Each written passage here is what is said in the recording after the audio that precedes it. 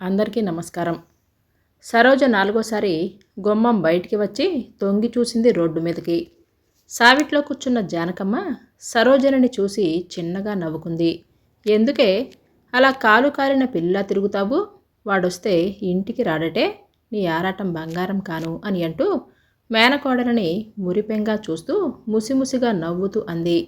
సరోజ పట్టుబడ్డ దొంగలా తడబడింది.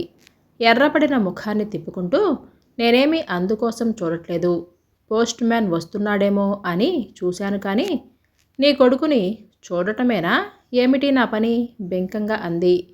నీకుత్తరాలు రాసేవాడే వస్తుంటే మరెక్కడి నుంచే నీకు ఉత్తరం వస్తుంది? జవాబు చెప్పలేక తడబడింది. మరే, నాకేం పని లేదా ఏమిటి? బావ కోసం చూడటం తప్ప ఊరికే తోచక అలా చూశానంతే అంటూ దబాయించింది. జానకమ్మ మేనకోడల్ని చూసి నవ్వింది. పిచ్చిదానా, ఎందుకే అలా కంగారు పడతావు? వస్తాళ్లే, రాక ఎక్కడికి పోతాడు అని అంది. అది కాదత్తయ్య, ట్రైన్ వచ్చి గంటై ఉండాలి, ఇంకా రాలేదేమిటి? బాగుంది, రైలు వచ్చిందో లేదో? ఈ రైళ్ళు సరిగ్గా ఎప్పుడొస్తున్నాయి కనుక. సరోజ ఓ 10 నిమిషాలు ఏదో పత్రికను తిరగేస్తూ కూర్చొని తరువాత విసుగ్గా లేచి గదిలోకి వెళ్ళింది. ఉదయమంతా ఓపికగా శ్రద్ధగా బావ కోసం సర్దిన గదిని చూస్తూ సంతృప్తిపడింది. అలమరలో పుస్తకాలన్నీ నీట్గా సర్దింది. టేబుల్ క్లాత్ కొత్తది వేసి బావ వస్తువులు అన్నీ సరిగ్గా సర్దింది. పక్క మీద తెల్ల దుప్పటి పరిచింది. రేడియో మీద బావ ఫోటో ముందు నిలబడి తదేకంగా చూస్తుంటే ఆమె పెదాల మీద చిన్న నవ్వు మెదిలింది. ఫోటో చేతిలోకి తీసుకుంది. బావా ఇప్పుడు మామూలు బావ కాదు, ఉద్యోగస్తుడయ్యాడు, ఇంజనీర్ అయ్యాడు, మంచి కంపెనీలో 600 తెచ్చుకునేటంత ఉద్యోగి అయ్యాడు. ఉద్యోగస్తుడయ్యాక 6 నెలల తర్వాత వస్తున్న బావ కోసం ఎదురు తెన్నెలు చూడటం విసుగుతో పాటు ఎంతో ఆనందంగా ఉంది. 6 నెలలు, ఇదే మొదటిసారి తామిద్దరూ ఎన్నాళ్ళు ఒకరిని ఒకరు చూడకుండా ఉండటం. 6 నెలలు ఎంత భారంగా గడిచాయి. వస్తున్నాను, మరెప్పుడు దేవిగారు విరహం అనుభవించనక్కర లేకుండా అనుక్షణం కళ్ళ ముందుండే ప్రయత్నంలో వస్తున్నాను. ఉత్తరంలో వాక్యాలు గుర్తుకొచ్చి సరోజ బుగ్గల్లో వెచ్చటి ఆవిరి వచ్చింది. అవును, బావని మరెప్పుడు విడిచి ఉండలేకుండా పెద్దలు పెళ్లి బంధంతో కట్టేస్తున్నారు. మరో 10 రోజులలో తామిద్దరూ ఒకటవుతారు. తిరుపతిలో పెళ్ళి. అత్తయ్య మొక్కుకుందట, కొడుక్కి ఉద్యోగం దొరికితే తమ పెళ్ళి కొండ మీద చేస్తానని. కాదనటానికి, పెళ్ళి మా ఇంట్లోనే జరగాలి అని అనటానికి తనకెవరున్నారు కనుక? తనకి ఎవరూ లేరని తనెప్పుడన్నా అనుకుందా ఈనాడు అనుకోవటానికి? అమ్మా నాన్న లేకపోతేనేం? అత్తయ్య మామయ్య ఆ లోటు ఏనాడన్నా కనపరిచారా? 12 ఏళ్ల నుంచి ఎక్కడే పెరిగినా తనని ఈ ఇంట్లో కోడలు కూతురు అన్నీ ఎప్పుడో వచ్చేశాయి. ఈ పెళ్ళి కేవలం తన కోసం మాత్రమే. అత్తయ్య మావయ్యలకి మాత్రం ఎవరున్నారు? బావ ఒక్కగానొక్క కొడుకాయే. అందుకే గుమస్తాగిరి చేసిన మామయ్య తాహతకు మించిన ఇంజనీరింగ్ చదివించాడు. ఇంటిలో సిద్ధంగా ఉన్న మేనకోడలకిచ్చి పెళ్లి చేసి తమ బాధ్యత నెరవేర్చుకొని పెద్దతనంలో హాయిగా తమ నీడన సేద తీరుదాము అని అనుకున్నారు. కానీ అనుకున్నవి అనుకున్నట్లుగా జరిగితే మనిషి మనుగడకు అర్థం ఏమిటి? మావయ్యకి 40లో బావ పుట్టాడు. మావయ్య రిటైర్ అయ్యే నాటికి అప్పుడే బావ ఇంజనీరింగ్ పూర్తి చేశాడు. బావ ఇంజనీరింగ్లో చేరే నాటికి, ఇంజనీరింగ్ పూర్తి చేసే నాటికి మధ్యకాలంలో ఇంజనీర్లకి ఉద్యోగాలు దొరకని దుస్థితి ఏర్పడింది. అప్పు చేసి కొడుక్కి పెద్ద చదువులు చెప్పించి కొడుకు పెద్ద ఉద్యోగస్తుడై తనని ఆదుకుంటాడు అన్న మావయ్య నమ్మకం, ఆశలు అన్నీ బావకి ఉద్యోగం దొరకకపోవటం వలన హతాశుడైపోయాడు. మావయ్య రిటైర్ అవటం, బావకి 2 ఏళ్ళు ఉద్యోగం లేకపోవటం, ఆ 2 ఏళ్ళు తమ జీవితాలకి పీడకల లాంటిది. ఇల్లు గడపటానికి, అప్పు తీర్చటానికి మావయ్య పడిన పాట్లు ఆ దేవుడికే తెలుసు. బావ దిగులుతో కుంగిపోయాడు. నిరాశతో అధైర్యపడిపోయినా బావకి ధైర్యం చెప్పటం ఓదార్చటం తన వంతైంది. ఎంత చిన్న ఉద్యోగమైనా సరే చేస్తానని తయారైన బావకి ఆ మాత్రం అవకాశము దొరకలేదని ఎంత బెంగ పెట్టుకున్నాడు. ప్రయత్నించిన బావకి ఉద్యోగం దొరకలేదు కానీ తనకి ఓ చిన్న అవకాశం దొరికింది. మావయ్య అవస్థ గమనించిన పొరుగింటి హెడ్ మాస్టర్ గారు తమ స్కూల్లో లీవ్ వేకెన్సీలో టీచర్గా చేరమన్నారు. ఆ సమయంలో ఆయన దేవుడిలా కనపడ్డాడు. బావ అభిమానపడి వద్దన్నాడు. నేనుండి నీ చేత ఉద్యోగం చేయించమంటావా? ఆడదానివి నీవు, ముసలాయన నాన్న. సంపాదిస్తుంటే నేను తిని కూర్చోనా? నేను కూలి పనైనా చేస్తా కానీ నీ చేత ఉద్యోగం చేయించను అని మొండిపట్టు పట్టాడు. బావని అందరూ కలిసి ఒప్పించేసరికి తాతలు దిగివచ్చారు. ఆ 2 ఏళ్ళు బావ ముఖంలో నవ్వే కనపడలేదు. గడ్డమన్నా గీసుకునేవాడు కాదు. కాఫీ ఒకసారి కంటే తాగేవాడు కాదు. చాకలికి బట్టలు వేయకుండా మాసినవి కట్టుకొని తిరిగేవాడు. ఏదైనా అంటే దమ్మిడి సంపాదించలేని వాడికి వేషాలెందుకు అనేవాడు అదోలా నవ్వి. బావ అవతారం చూస్తే గుండెలు తరుక్కుపోయేవి. ఆ నిరాశలో ఏ అఘాయిత్యమన్నా చేస్తాడేమో అని బెంగపడేవారు. తామందరూ బాధపడవద్దని, నిరాశపడవద్దని, భవిష్యత్తు మీద నమ్మకం ఉంచమని ఇంట్లో అందరూ ఎన్ని విధాలుగానో చెప్పేవాళ్ళు. అత్తయ్య పూజల ఫలితమో కానీ ఆఖరికి 2 ఏళ్లకి బావకి హైదరాబాద్లో ఓ కంపెనీలో మంచి ఉద్యోగం దొరికింది. కష్టాలు గట్టెక్కాయని అందరూ సంతోషించి ఉద్యోగంలో చేరిన తర్వాత ఇదే రావటం బావా. ఉద్యోగం వస్తే తప్ప పెళ్లి మాట ఎత్తటానికి వీలు లేదు అని అన్నాడు బావా. ఇక ఆ ఆటంకం లేదు కనుక ఏకంగా ముహూర్తం పెట్టేసి రాశారు మావయ్య. మరీ 10 రోజుల్లో పెళ్ళి. ఆ తర్వాత హైదరాబాదులో మకాం. వీధిలో రిక్షా ఆగిన చప్పుడు వినిపించి సరోజ ఆలోచన నుంచి తేరుకొని ఆరాటంగా వీధిలోకి గెంతింది. వచ్చింది రిక్షా కాదు, బావ కాదు, పక్కింటి గోపి. సైకిల్ దిగి హడావుడిగా లోపలికొస్తున్నాడు. సరోజ ఉత్సాహం నీళ్లు గారిపోయింది. అక్కా అక్కా అని అన్నాడు గోపి గాబరాగా. సరోజని చూడగానే ఏమిటి గోపి? సరోజ గోపిని, అతని గాబరాని చూసి భయపడింది. జానకమ్మ మాటలు విని లేచి గుమ్మం దగ్గరికి వచ్చింది. గోపి ఇద్దరి ముఖాలు చూస్తూ కంగారు పడుతూ ఏదో చెప్పాలని ఆరాటపడుతూ చెప్పలేక తడబడ్డాడు. గోపి వాలకం ఏదో అనుమానం వేసింది సరోజకి. ఆరాటంగా ముందుకు వెళ్ళి గోపి భుజం పట్టుకొని ఏం జరిగింది గోపి, ఏంటి చెప్పు ఆతృతగా అడిగింది. మీ రామం మీ రామం ఆ బావా, ఏంటి బావా? సరోజ గుండె లయ తప్పింది. జానకమ్మ ఆరాటంగా మా రామం వచ్చాడా, ఏడి, ఏం జరిగింది అని అంటూ కంగారుగా అడిగింది. నేను బజార్ నుంచి వస్తుంటే చూశాను. మీ రామం రిక్షాలో వస్తుంటే యాక్సిడెంట్ అయింది. లారీకి గుద్దుకొని బాగా దెబ్బలు తగిలాయండి. అందరూ ఆసుపత్రికి తీసుకెళ్లారండి. అమ్మో, రోడ్డంతా నెత్తురే. నేనిలా మీకు చెప్పాలని పరిగెత్తుకుంటూ వచ్చాను అని అన్నాడు వగరుస్తూ. అప్పటికే గోపి మాటలు జానకమ్మ సరోజలకి వినిపించటం మానేశాయి. ఇద్దరూ అలా బాహ్యస్మృతిని కోల్పోయినట్లే నిశ్చేష్టులై నిలబడిపోయారు. ఆసుపత్రికి వెళదామా అక్క? మాస్టర్ గారేరి గోపి అంటున్నాడు. సరోజ చప్పున తెలివి తెచ్చుకొని మమ్మల్ని అక్కడికి తీసుకెళ్ళు గోపి అని అంది వణుకుతున్న గొంతుతో. నేను అందుకే వచ్చాను, రిక్షా తెస్తాను, ఉండండి అని అంటూ గోపి సైకిల్ వేసుకుని వెళ్ళాడు. అత్తయ్య, ప్రాణం లేనట్లు నిలబడిపోయిన జానకమ్మని చూస్తూ అత్తయ్య అని అంది సరోజ ఏడుపు గొంతుతో. అత్తయ్య, ఏమిటిది, మాట్లాడత్తయ్యా అని అంటూ ఆమెను కుదుపుతూ అంది. అప్పటికి జానకమ్మ ఈ లోకంలోనికి వచ్చింది. నాయనా రామం అని అంటూ కింద కూలపడిపోయింది.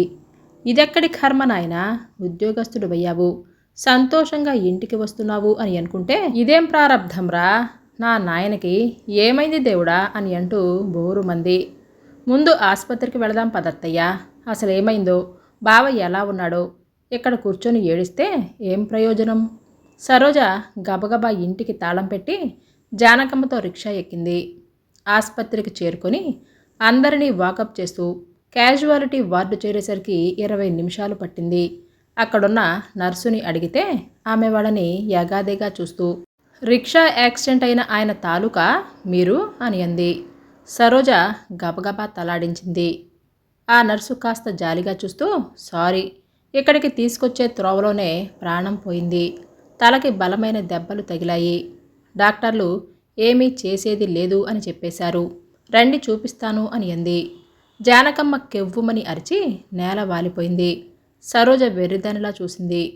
కాసేపు తర్వాత ఏం జరిగిందో ఆమెకు తెలియలేదు. రామం పోయి 3 నెలలు గడిచిపోయాయి. 3 నెలలు గడిచిపోయాయి అని అనటం చాలా సులువు, కానీ జానకమ్మ, చలపతిరావు, సరోజలకి ఆ రోజులు ఎంత దుర్భరంగా గడిచాయో చెప్పటం సులువు కాదు. ఆ 3 నెలల్లో ఆ కుటుంబం మళ్ళీ లేచి నిలబడలేనంతగా ఆర్థికంగా, శారీరకంగా చితికిపోయింది. కొడుకు మరణవార్త వింటూనే అసలే బ్లడ్ ప్రెషర్, గుండెదడ ఉన్న చలపతిరావు గారు కూలిపోయారు. అది పక్షవాతంలోనికి దించి ఆయన్ని శాశ్వతంగా లేవలేనట్లు చేసేసింది. జానకమ్మ నెల రోజుల పాటు మంచం పట్టేసింది. వారిద్దరి దుఃఖం కంటే సరోజ దుఃఖం తక్కువైనది కాకపోయినా ఆమె తన కళ్ళు తను తుడుచుకొని పుత్ర శోకంతో కుమిలిపోయే వారిద్దరినీ ఓదార్చటం, ధైర్యం చెప్పటం, వారికి సేవ చేయటం, ఇంట్లో పని పాటలు చూసుకోవటం అన్నీ తప్పనిసరి అయ్యాయి సరోజకి. బంధువులు అన్నవాళ్ళు వచ్చి పరామర్శించి వెళ్ళిపోయేవారే తప్ప ఆదుకునేవారెవరు? ఓ చేత్తో కళ్ళు తుడుచుకుంటూ మరో చేత్తో అన్ని పనులు చేయసాగింది సరోజ. ఆదుకుంటాడని, తమ కష్టాల కథ అంతమైపోతుంది అని సంతోషించిన ఆ తల్లిదండ్రులు నడుం విరిగిన మానుల్లా ఆ దెబ్బకి మరి లేవలేకపోయారు. చిగిర్చి మొగ్గ తొడిగిన సరోజ ప్రేమ పుష్పించి ఫలించకుండానే పెను తుఫాను తాకిడికి ఆలక వేళ్లతో సహా నేలమట్టమైపోయింది. ఎవరికోసం బతకాలి, ఎందుకు బతకాలి అనుకుంటూనే ముగ్గురు జేవస్ చవాళ్ళ అలాగే బతుకుతున్నారు. ఆ ముగ్గురు ఒకరిని ఒకరు ఓదార్చుకోవటానికి కూడా శక్తి, మాటలు లేనట్లు మోగగా తలోమూల కూర్చునేవారు. ఆ ఇంట్లో శ్మశాన నిశ్శబ్దత ఆవరించింది. ఆ ఇంటి వెలుగు, కళాకాంతులు అన్నీ రామంతోనే పోయినట్లుంది. ఆ దుర్భర శోకానికి తోడు చలపతిరావు గారు మంచాన పడిన దగ్గర నుంచి దారిద్ర్యం అగ్నికి వాయువు తోడైనట్లు ఇల్లు గడవని స్థితికి వచ్చింది ఆ కుటుంబం. ఆయన ప్రైవేట్ లాగిపోయాయి. బట్టల షాపులో పని పోయింది. ఆయనకొచ్చే పెన్షన్ డబ్బులు బియ్యానికి కూడా సరిపోయేవి కావు. దానికి తోడు ఆయనకి, జానకమ్మకి మందులు కావాలి. వాళ్ళు వీళ్ళు జాలిపడి ఇచ్చిన డబ్బు కొన్నాళ్ళు, మరి కొన్నాళ్ళు చేబద్దులతో గడిచింది. ఆ తర్వాత రోజు గడవటం కష్టమైంది. ఇంట్లో తాకట్టు పెట్టగలిగినవి అన్నీ వెళ్ళిపోయాయి. అమ్మటానికి తగినవి ఎప్పుడో రామం చదువుకే అయ్యాయి. చలపతిరావు, జానకమ్మగార్ల కొడుకు మరణ దుఃఖాన్నించి కాస్త తేరుకొని చూసేసరికి ఇంట్లో పరిస్థితి భూతంలా నిలబడి భయపెట్టింది. సరోజ ఏదైనా ఉద్యోగం చేయటం అనివార్యమైంది.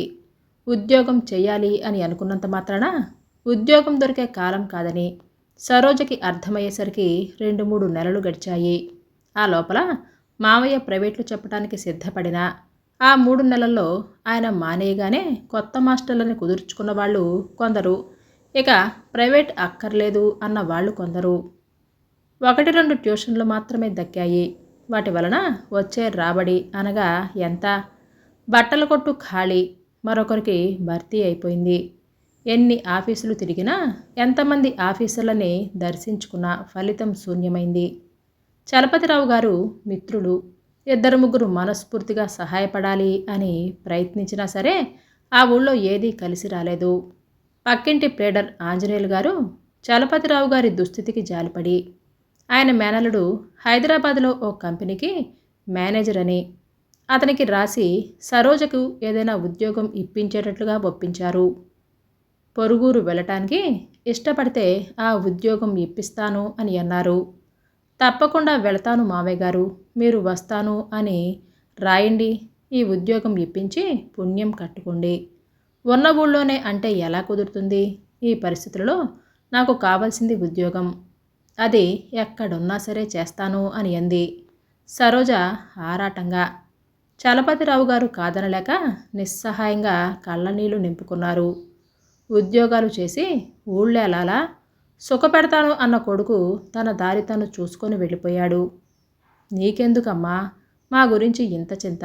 ఆడపిల్లవు, పెళ్లి చేసుకొని సుఖంగా కాపురం చేసుకోవలసిన దానివి, నీకేం కర్మ పట్టిందమ్మా? ఇంతకీ మా కర్మ తాగే వాళ్ళకి గిన్నెడుపులు బూడిద పాలయ్యాయి. ఆయన జానకమ్మ కళ్ళనీళ్లు నింపుకున్నారు. ఊరుకోండి మాస్టారు, ఎన్నాళ్ళు ఏడ్చినా ఇంతే. ముందు సంగతి చూడాలి కదా. మీరు మంచంలో పడ్డారు, మరిక సరోజ తప్ప మరెవరున్నారు? ఆడపిల్లైనా మగపిల్లవాడైనా ఆదుకోవాల్సింది ఆ అమ్మాయే కదా. ఆంజనేయులు గారు ఓదార్చుతూ ధైర్యం చెప్పారు. అవును, ఇక మాకు దిక్కు సరోజే. కానీ అది ఆడపిల్ల. ఎన్నాళ్ళు పెళ్లి కాకుండా ఉంటుంది? ఏం పెట్టి చేయను పెళ్ళి? దాని గతి ఏమిటి? మా గతేమిటి? నాయనా రామం, మమ్మల్ని ఈ గతికి వదిలేసి వెళ్ళిపోయావా బాబూ? ఆయన వెక్కి వెక్కి ఏడ్చారు. సరోజ గుడ్లు నీరు కక్కుకొని అవతలికి వెళ్ళిపోయింది. అన్నింటికీ ఆ దేవుడే ఉన్నాడు. ఏదో తోవ ఆ వేళకి చూపిస్తూనే ఉంటాడు. మీరిలా ఏడిస్తే ఆ పిల్ల మరింత బెంబేలు పడిపోతుంది. కాస్త ధైర్యం తెచ్చుకోవాలి అని అంటూ ఓదార్చి ధైర్యం చెప్పి సరోజని ఉద్యోగానికి పంపే ఏర్పాటు గురించి మాట్లాడి వెళ్ళిపోయారు ఆంజనేయులు గారు. రివ్వున వీస్తున్న చలిగాలికి సరోజ శరీరం వణికింది. కిటికీ రెక్క దించబోతుంటే ఉండనీయమ్మా, మంచి గాలి వేస్తుంది అంది పక్కనే కూర్చున్నావిడ. చలేస్తుందండి అని అంది వణుకుతూ సరోజ. అదేమిటమ్మాయి అలా వణుకుతున్నావు? జ్వరం కానీ వచ్చిందా ఏమిటి అంది ఆశ్చర్యంగా చూస్తూ ఆవిడ. నిజంగానే సరోజ శరీరమంతా వణుకుతుంది. వణికించే చలి తనకేనా? జ్వరం వచ్చిందా? అందుకేనేమో అంత చలి అనిపిస్తుంది అని అనుకుంది సరోజ. తలదిమ్ము, ఒళ్ళు బరువు, కళ్ళు మంటలు, ప్రయాణం వలన బడలిక అనుకుంటుంది ఎందాకటి నుంచి తను. కొంపదీసి జ్వరం వచ్చినట్లుగా ఉంది. ఇప్పుడు ఎలా భగవంతుడా? వెళ్ళబోయేది కొత్త ఊరు, అది కూడా ఉద్యోగానికని. బయలుదేరి జ్వరం వెంట పెట్టుకుని వెళుతున్నానేమిటి? కర్మ. అక్కడికి వెళ్ళి ఈ జ్వరంతో ఎక్కడుండాలి? ఏం చేసేట్లు? ఆ చలి వణుకుకు తోడు భయంతో సరోజ శరీరం మరింత కంపించింది. సరోజ ఎర్రబడ్డ ముఖాన్ని, వాడిపోయిన ముఖాన్ని, ఆమె వణుకుతూ ఉండటం చూసి చప్పున ఆవిడ సరోజ చేతి మీద చెయ్యి వేసి, అమ్మో, బాగా జ్వరం వచ్చింది అమ్మాయి, అందుకే అలా వణుకుతున్నావు. ఇందాకటి నుంచి చూస్తున్నా. అయ్యో అని అంది ఆవిడ సానుభూతిగా. బాగా వచ్చినట్లుంది. ఒళ్ళంతా ఒకటే నొప్పి, నీరసంగా అంది సరోజ. ఒక్కదానివే వెళుతున్నట్లున్నావు? స్టేషన్కి ఎవరైనా వస్తారా అని అంటూ పరామర్శ చేసింది ఆమె. లేదండి, ఆ ఊరే కొత్త నాకు, ఉద్యోగం కోసం బయలుదేరాను. ఇప్పుడే రావాలా ఈ జ్వరం అని అంది సరోజ ముందు. అయ్యో పాపం, వెళ్ళగానే ముందు ఎవరైనా డాక్టర్ దగ్గరికి వెళ్ళి మందు తీసుకో అని అంది ఆవిడ. అలాగే అన్నట్లు తలాడించి నీరసంగా కళ్ళు మూసుకుంది. అలాగే అందే కానీ తీరా దిగే వేళకి సరోజ వంటి మీద స్పృహ లేదు. రైలాగిన వెంటనే పక్కామే స్టేషన్ వచ్చింది లే అమ్మాయి అని అంటూ లేపింది. సరోజ కళ్ళు తెరవలేకపోయింది. 2-3 సార్లు ఆవిడ పిలిచి పిలిచి లేపేసరికి కళ్ళు తెరిచింది. కానీ ఏమీ అర్థం కానట్లు అయోమయంగా చూసి మళ్ళీ కళ్ళు మూసుకుంది. మరోసారి పిలిచి సరోజని లేపాలని ఆవిడ చేసిన ప్రయత్నం వృధా అయిపోయింది. అయ్యో పాపం, ఈ అమ్మాయికి ఒంటి మీద తెలివి లేదండి. జ్వరం మండిపోతుంది. ఎవరూ స్టేషన్కి కూడా రారట. కొత్త ఊరట, ఉద్యోగానికి వచ్చిందట. ఇప్పుడు ఎలాగా అని అంటూ ఆదుర్తాగా అంది భర్తతో ఆమె. అయ్యో ఎలా మరి, మనమేం చేస్తాం అని అన్నాడు సాలోచనగా భర్త. పోనీ మనం వెళ్ళే తోవలో మన డాక్టర్ గారి దగ్గరికి తీసుకెళదామా? నర్సింగ్ హోంలో తగ్గే వరకు ఉంటుంది. కాస్త తెలివొచ్చాక వాళ్ళెవరో కనుక్కొని టెలిగ్రామ్ ఇప్పించుకుందాం. ఆడపిల్లని చూస్తూ చూస్తూ ఒంటరిగా ఈ స్థితిలో ఎలా వదిలేస్తాం అని అంది ఆవిడ కాస్త సందేహిస్తూనే. భర్త ఏమంటాడో అన్న భయంతో. అతను సరోజ వైపు చూస్తూ మనసులో ఈ గొడవనెత్తిన వేసుకోవటం ఇష్టం లేకపోయినా చూస్తూ చూస్తూ జ్వరం వచ్చిన అమ్మాయిని ఒంటరిగా అలా వదిలి వెళ్ళిపోదాం అని అనలేకపోయాడు. సరే, ఆ అమ్మాయిని ముందు లేపి పట్టుకొని బయటకు తీసుకురా, నేను రిక్షాలు మాట్లాడతాను అని అంటూ సామాను దింపించే ప్రయత్నంలో పడ్డాడు. సరోజని బలవంతంగా లేవతీసి సరోజని నడిపించుకొని వెళ్ళి రిక్షాలో కూర్చోబెట్టింది. ఆమె కళ్ళు విప్పి, ఎక్కడికి తీసుకొని వెళుతున్నారు నన్ను అని అంది సరోజ. డాక్టర్ దగ్గరికి తీసుకొని వెళుతున్నాం అమ్మాయి, అక్కడేమన్నా మందు తీసుకుందు గాని. ఆయనకి నర్సింగ్ హోమ్ కూడా ఉంది. జ్వరం తగ్గే వరకు 2 రోజులు అక్కడే ఉంటే మంచిది. ఏ హోటల్లోనో ఆడపిల్ల ఒంటరిగా ఎలా ఉంటావు, అందులోనూ జ్వరం అంటున్న ఆమె మాటలు సగమే అర్థమయ్యాయి సరోజకి. ఆ ఊరిలో డాక్టర్ కృష్ణమోహన్కి మంచి పేరుంది. ప్రాక్టీస్ పెట్టి 3 ఏళ్లైనా బాగా నిలదొక్కుని రెండు చేతులతో డబ్బుతో పాటు పేరు ఆర్జించాడు.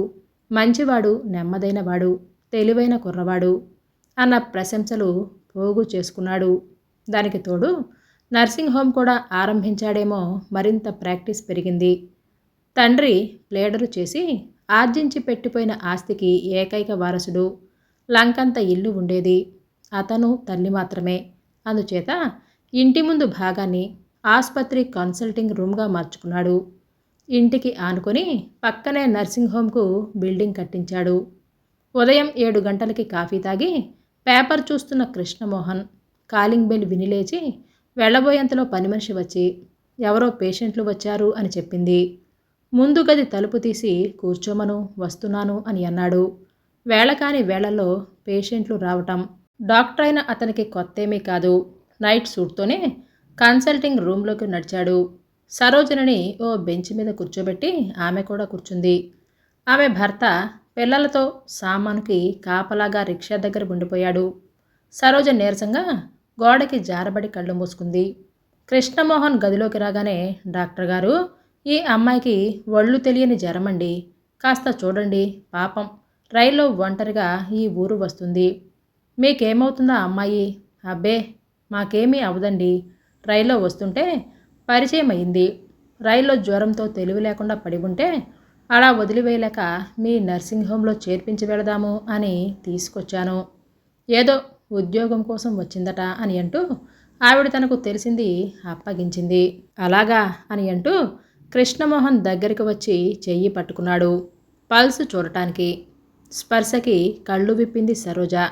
కృష్ణమోహన్ మొహం చూస్తూనే ఆమె కళ్ళు వెడల్పయ్యాయి. వెంటనే ఒక్క ఉదుటన లేచి బావా అని అంటూ కృష్ణమోహన్ గుండెల మీద వాలిపోయి వెక్కి వెక్కి ఏడవటం మొదలుపెట్టింది. బావా, ఎక్కడికి వెళ్ళిపోయావు ఎన్నాళ్ళు? బావా, ఏమైపోయావు అని అంటూ హిస్టీరియా వచ్చిన దానిలా ఏమిటేమిటో అంటూ అలాగే అతని చేతుల్లో వాలిపోయింది. కృష్ణమోహన్ పట్టుకోకపోతే కింద పడిపోయేదే. అతను ఈ హఠాత్ సంఘటనకి బెత్తరపోయాడు. సరోజనని తీసుకుని వచ్చిన ఆమె కూడా తెల్లబోయింది. చటుక్కున ముందుకు వచ్చి కృష్ణమోహన్ చేతిలో వాలిపోయిన సరోజనని పట్టుకోవటానికి అతనికి సహాయం చేసింది. ఒక్క క్షణంలో కృష్ణమోహన్ తేరుకొని సరోజ తెలివి తప్పిపోయింది అని గ్రహించి ముందీమెను ఆ బెంచి మీద పడుకోబెట్టండి అని అంటూ సాయం పట్టి సరోజను బెంచి మీద పడుకోబెట్టాడు. అతని ముఖంలో ఆశ్చర్యం, సందేహం పొడచూశాయి. సరోజ వంక ఒక్క క్షణం పట్టి పట్టి చూశాయి. అతనికి ఏమీ అర్థం కాలేదు. తనని బావా అందేమిటి? తను ఆమెకు బావెలయ్యాడు? తనకి తెలిసినంతవరకు తనని బావా అని పిలిచే వరుస బంధువులు ఎవరూ లేరే. జ్వర తీవ్రతతో ఏదన్నా మాట్లాడటం సంభవమే కానీ ప్రత్యేకంగా బావా అని అంటూ ఏడవటం, ఎక్కడికి వెళ్ళావు అని అంటూ ఏడవటం చిత్రంగా అనిపించింది. ఒక్క క్షణంలోనే అతనిలో 1,00,000 అవమానాలు, శంకలు చోటు చేసుకున్నాయి. డాక్టర్ గారు, ఈమె మీకేమైనా బంధువా? మీరు ఆ అమ్మాయికి బావ వరుస? మీకు అమ్మాయి తెలుసన్నమాట. పోనీలేండి, పాపం ఎవరూ లేరు ఎలా అనుకున్నాను అని అంటూ ఆవిడ ఆశ్చర్యపోతూనే భారం దిగినట్లు తేలికగా ఊపిరి తీసుకుంది. అబ్బెబ్బే, నాకేమీ తెలియదండి. ఆ అమ్మాయి ఎవరో కూడా నేను చూడలేదు ఇదివరకు. నన్ను బావా అంటుందేమిటో అతనంతకంటే ఆశ్చర్యంగా అన్నాడు. మరదేమిటి అలా అంది? ఉండుండి ముందీ అమ్మాయి సంగతి చూడనండి అంటూనే సరోజకి తెలివి తెప్పించే ప్రయత్నాలు చేయటం మొదలుపెట్టాడు. కాసేపటికి కళ్ళు తెరిచింది సరోజ. తన మీదకి వంగి ఆరాటంగా చూస్తున్న కృష్ణమోహన్ని చూస్తూనే ఆరాటంగా అతని చెయ్యి పట్టుకుంది. బావా, ఎన్నాళ్ళు ఏమైపోయావు? మమ్మల్ని వదిలి ఎందుకు వెళ్ళిపోయావు అని అంటూ అతని చేతిలో ముఖం దాచుకుని ఏడుస్తూ కృష్ణమోహన్ ఈసారి ఆశ్చర్యపోతూనే, చూడమ్మా, నేను మీ బావని కాను. నీవు నన్ను ఎవరనుకుంటున్నావో? అసలు నీవెవరి తాలూకా? ఒకవేళ తనకు తెలియని దూరపు బంధువులు ఎవరైనా ఉన్నారేమో అన్న సందేహంతో వివరం తెలుసుకుందాము అని అడిగాడు. కానీ సరోజకి ఆ మాటలు వినిపించటం లేదు. మళ్ళీ చిన్న మగత లాంటిది కమ్మింది అని అర్థం చేసుకున్నాడు కృష్ణమోహన్. ఆ పరిస్థితులలో ఆమెని ఏమడిగినా ప్రయోజనం లేదు అని బోధపడింది. ఏం ఇంకా అవలేదా? పిల్లలు ఏడుస్తున్నారు అని అంటూ ఆమె భర్త లోపలికి వచ్చాడు. ఆమె, డాక్టర్ గారు, ఈ అమ్మాయిని నర్సింగ్ హోంలో ఉంచుకుంటారు కదా, కాస్త నయమయ్యాక ఆ అమ్మాయే వివరాలు చెప్తుంది, మరి నేను వెళతాను అని అంటూ తన బాధ్యత తీరినట్లు అప్పగించేసింది కృష్ణమోహన్కి. అతనికి ఏమనాలో ఏం చేయాలో తోచలేదు. ముక్కు ముఖం తెలియని అమ్మాయిని పేషెంట్గా ఎలా ఉంచుకోవాలో, అలా అని అంత జ్వరంలో దిక్కుమొక్కు లేకుండా వచ్చిన ఓ ఐనింటి అమ్మాయిని ఉంచుకోలేను అని ఎలా చెప్పాలో అర్థం కాని అయోమయ అవస్థలో అతను ఉండిపోయాడు.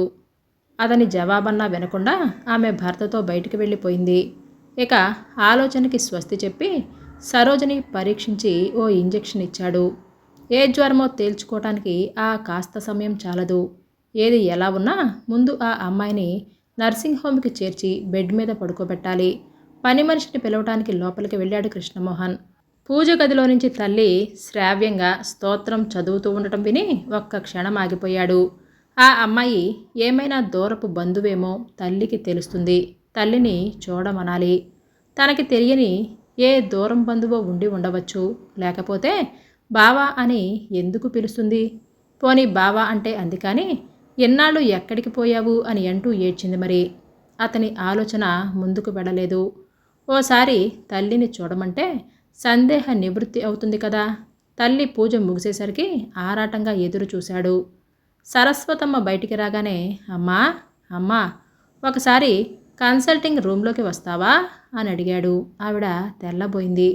ఎందుకు ఎందుకురా నాయనా అని అంది ఆశ్చర్యంగా, ఆరాటంగా. రా చెప్తాను, ఒక వింత విషయం చెప్తాన్రా అని అంటూ దారి తీశాడు. ఆవిడ గాబరాగా కొడుకు వెంట వెళ్ళింది. బల్ల మీద పడుకున్న సరోజనిని చూపిస్తూ, ఇలాంటి మరదలు ఒక అమ్మాయి ఉందని ఎప్పుడూ చెప్పలేదే అమ్మా అని అన్నాడు. ఈ అమ్మాయికి ఏ వరుస భావనమ్మా అని అన్నాడు.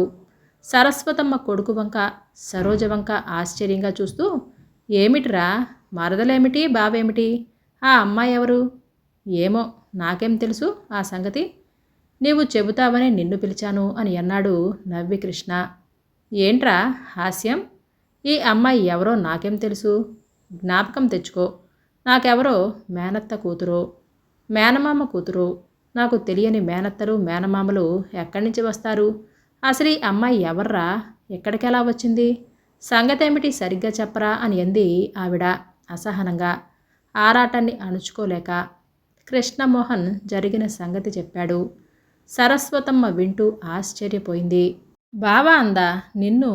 నాకు తెలియని మేనకోడళ్ళు ఎవర్రా? నీకసలు అత్తలు లేరు, మీ అన్నయ్య తమ్ముడు పిల్లలు కూడా నాకు తెలీదు. అసలు ఈ అమ్మాయిని మన బంధువుల్లో కూడా ఎక్కడా చూసినట్లు లేదు. ఆ అమ్మాయికి నీలాంటి బావ ఎవరైనా ఉన్నారేమో, నీవనుకొని పొరపాటు పడి ఉంటుంది. పాపం, తెలివి రాగానే అన్ని వివరాలు అడిగితే సరి. పాపం, అయినింటి పిల్లలా ఉంది. తల్లి అనే వరకు ఆమెకి తనలాంటి బావ ఉండి తనే అతను అని అనుకొని పొరపడి ఉంటుంది అన్న ఆలోచనే రానందుకు ఆశ్చర్యపడ్డాడు. అంతే అయి ఉంటుంది. ఆ మహానుభావుడు కంటికి కనపడకుండా పోయినట్లుగా ఉన్నాడు. అందుకే అలా అంది. అయ్యో, జ్వరం మండిపోతుందిరా, మందిచ్చావా? ఏం చేస్తావురా ఇప్పుడు ఆ అమ్మాయిని?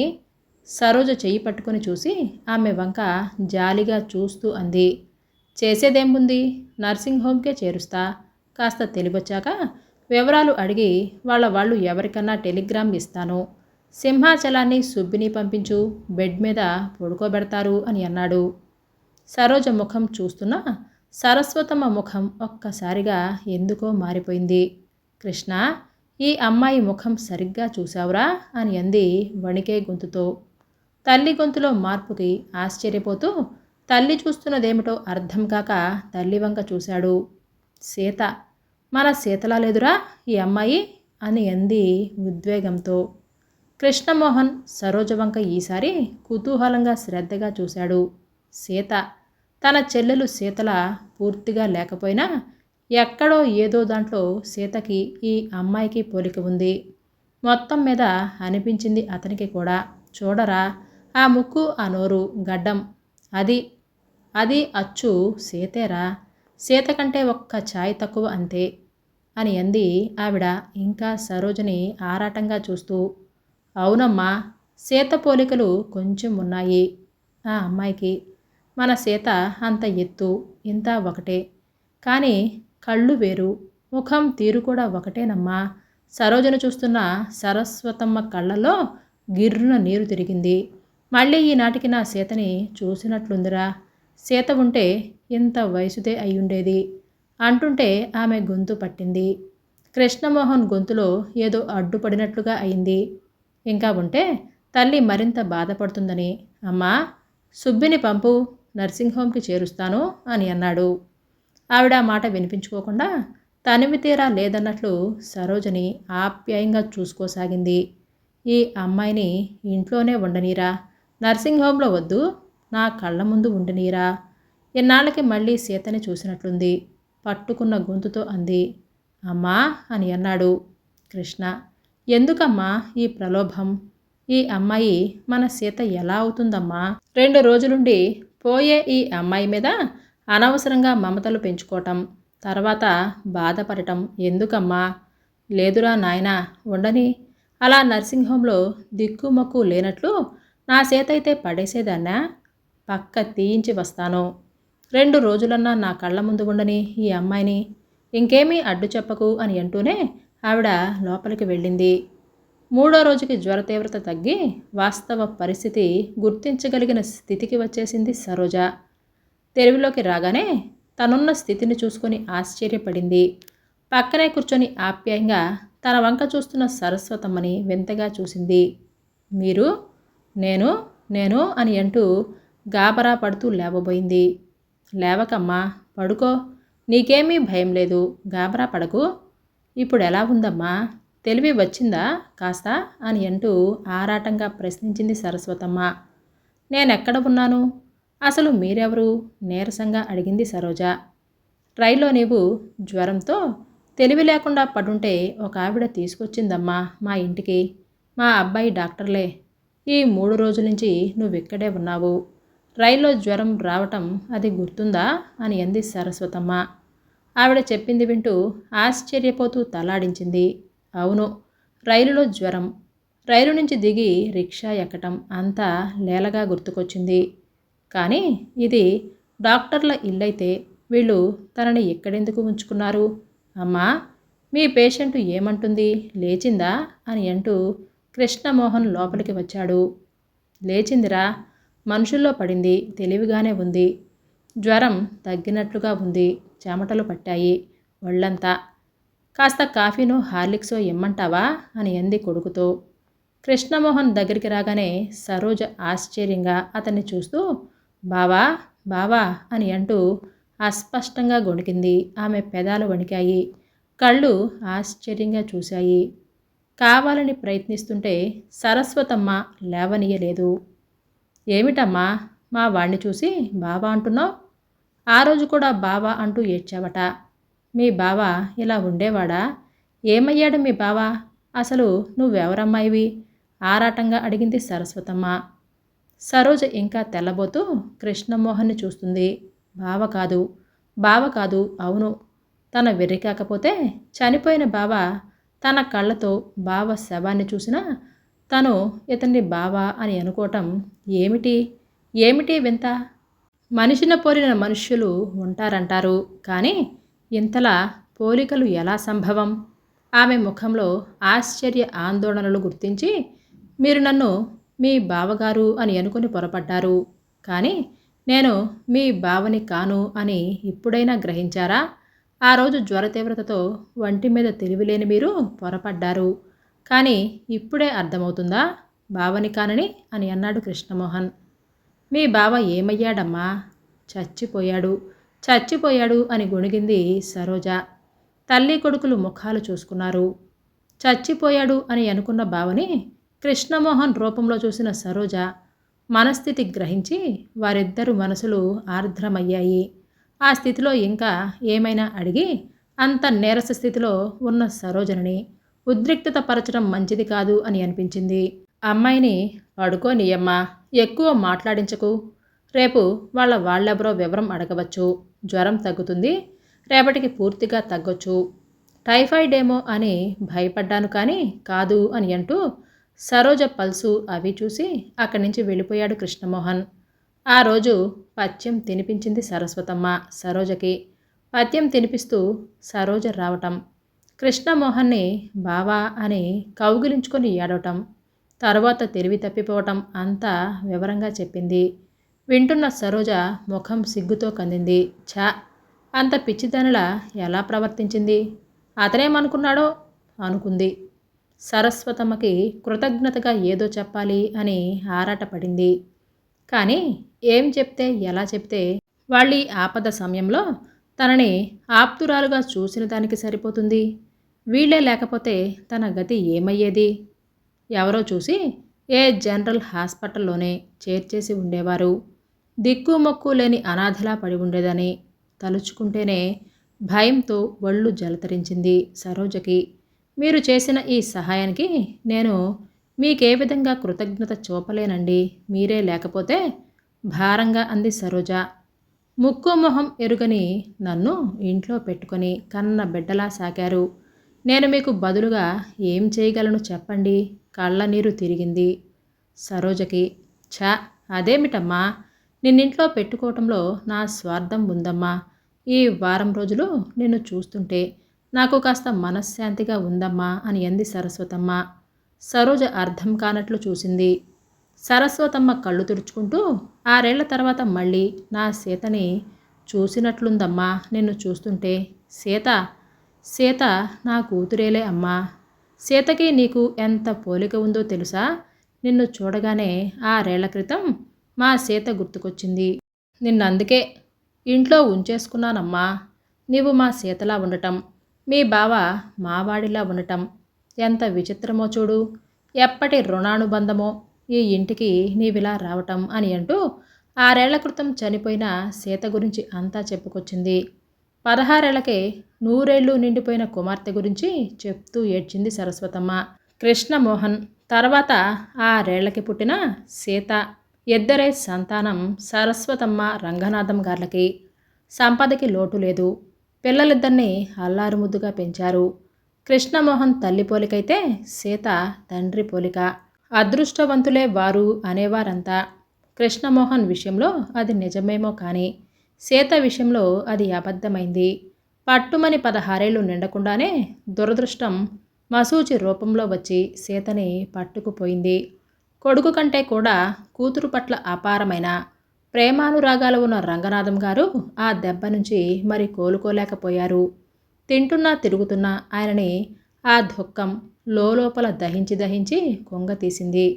ఏవేవో కంప్లైంట్లు ఆరంభించి ఆయన మానసిక స్థితిలో పాటు దేహస్థితి రోజురోజుకి దిగజారిపోయింది. కూతురి కోసం కలవరించి కలవరించి కూతుర్ని వెతుక్కుంటూ మరో 5 ఏళ్లకి రంగనాథం గారు కూతురు దగ్గరికి వెళ్ళిపోయారు. గర్భశోకం నుంచి పూర్తిగా తేరుకోకుండానే భర్త మరణం. ఈ 2 దెబ్బలతో సరస్వతమ్మ మంచం పట్టేసింది. ఎవరి కోసం బతకను? నాకింత విషం ఈరా నాయనా అని అంటూ కొడుకును పట్టుకొని ఏడ్చేది. రోజుల తరబడి నిద్రాహారాలు లేకుండా ఏడ్చేది. అమ్మా, మంచిదే, మీరంతా ఎవరి దారి వాళ్ళు చూసుకొని వెళ్ళిపోండి. నన్నెవరికి అప్పగించి వెళతారో వెళ్ళు అని అన్నాడు కృష్ణమోహన్ కళ్ళ నీళ్లతో. కొడుకు ముఖం చూసి కనీసం ఆ కొడుకు కోసమైనా తనింకా కొన్నాళ్ళు బతకటం తప్పనిసరి అని అర్థం చేసుకుంది సరస్వతమ్మ. ఎంత గుండె దిటవు పరుచుకున్నా ఆ దుఃఖం మరచిపోగలిగేదా? తండ్రి చనిపోయినా ఈ 6 నెలల నుంచి తల్లిలో ఎంత మార్పు వచ్చిందో చూస్తుంటే కృష్ణమోహన్ గుండెలు ఎవరో మెలిపెట్టినట్లుగా బాధపడతాడు. ఏం చేసి తల్లి బాధ తీర్చగలనా అని గెలగెలలాడుతున్నాడు. రోజంతా దేవుడి ముందు కూర్చొనే తల్లిని ఏ విధంగా మళ్ళీ మామూలు మనుషుల్లో పడేయాలా అని యోచిస్తాడు. తన తీరిక సమయమంతా తల్లితో ఏదో మాట్లాడుతూ ఆమెను మరిపిస్తూ కాస్త మనశ్శాంతి కలిగించేందుకు ఆరాటపడతాడు.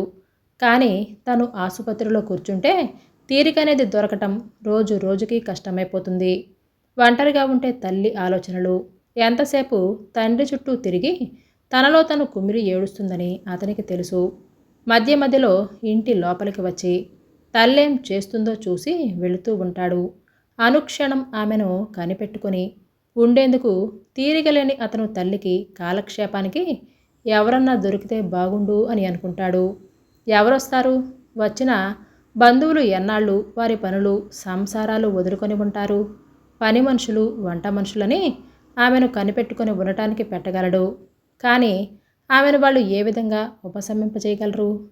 సరోజ వచ్చిన ఈ వారం రోజులలో తల్లిలో ఎంత మార్పు వచ్చిందో చూస్తే కృష్ణమోహన్కి ఆశ్చర్యం కలిగింది. ఈ కథ మీకు నచ్చిందండి? అయితే లైక్ చేయటం, సబ్స్క్రైబ్ చేయటం, షేర్ చేయటం మర్చిపోవద్దు. మీ అమూల్యమైన అభిప్రాయాలను నాకు కామెంట్స్ రూపంలో తెలియజేయండి.